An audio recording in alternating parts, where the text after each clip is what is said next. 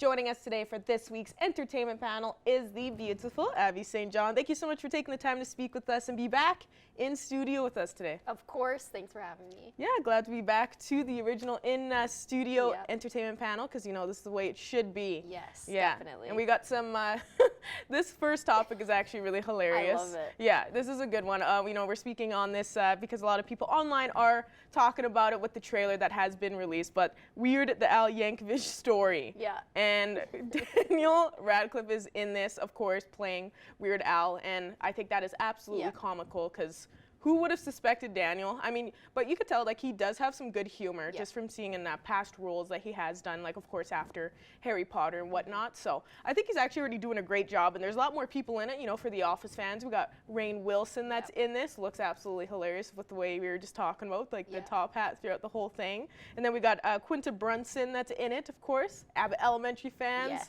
Really glad to see that she's, I guess she's playing Oprah in this movie. So it's going to be interesting, and it's supposed to be come out November 4th.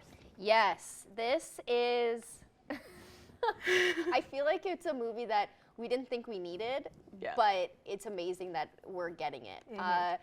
It's going to be on Roku, so it won't be in theaters, unfortunately, but I still have high hopes for it. Daniel Radcliffe has proved time and time again that he has range. And I think this is the perfect role for him because he is that kind of quirky, kind of weird guy. And I think he fits it, and it improves that within the trailer. I think it's a perfect story. He's the parody king of music. From the time he started, he rewrites songs with weird words in it, and he mostly makes them about food. And I think that's hilarious. And this movie shows that it's going to be a parody of his life, which is hilarious. You know, we have, you mentioned Rainn Wilson will play his, I guess his manager. Quinta Brunson will play Oprah Winfrey, which I think will be hysterical because we know how funny she is. She got her start on Vine back in the day, and then now she is killing it in Abbott Elementary. This is a parody about a parody king, which I find hilarious, and I think it works very well. I think that's what you need when you're telling a story about a man like this, is you need to make fun about it. And, you know, he tells throughout, it's okay to be weird. That's what makes us human. You know, be weird, be who you are, because at the end of the day, you're just gonna be happy with it. So why not do that? So, and I think he proved that with just how unapologetically weird he was when he was, you know, big and starting out. Like, you know, he wants to continue that legacy because he knew how to make things weird. Exactly. And like be proud of being weird. And I think it really gave a lot of people that good almost like representation too, that they're like, oh my God, like this guy's funny and he's not sorry about it. Now I can just be who I am too.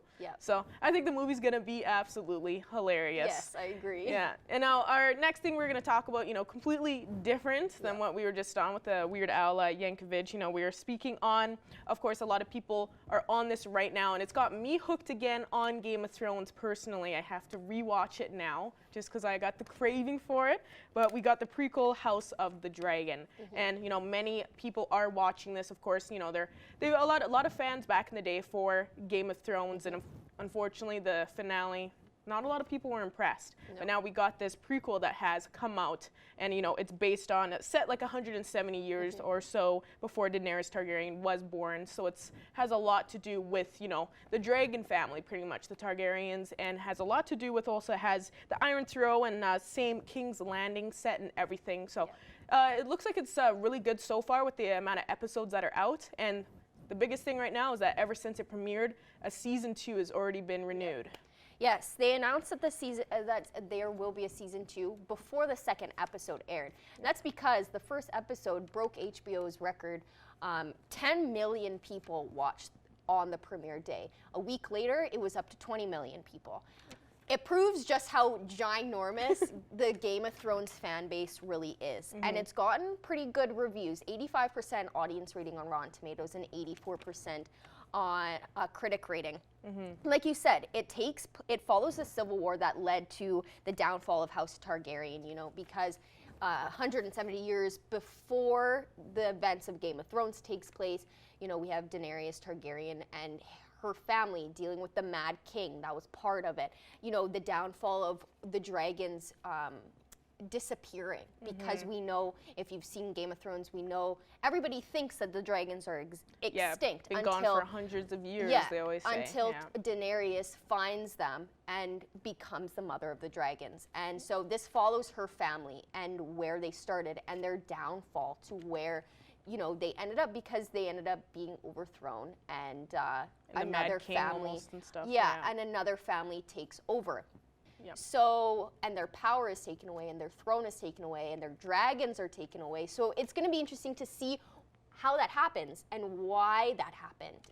Hopefully they have some redeeming to do, I think, after the last season of Game of Thrones, but I think they're going to do it. And like, I know a lot of controversial thing that has to do with it right now is, you know, everybody enjoys these actors that are in it so much. You know, the actors and actresses doing amazing, and the look they have at the Targaryens with that, like, really blonde, almost hair. silver hair. Like, it's like such a nice blonde and all that. And they just got, of course, the same qualities that Daenerys had, that I think a lot of people were like, oh, we love this. But then you find out in season 2, it's almost supposed to be a time jump.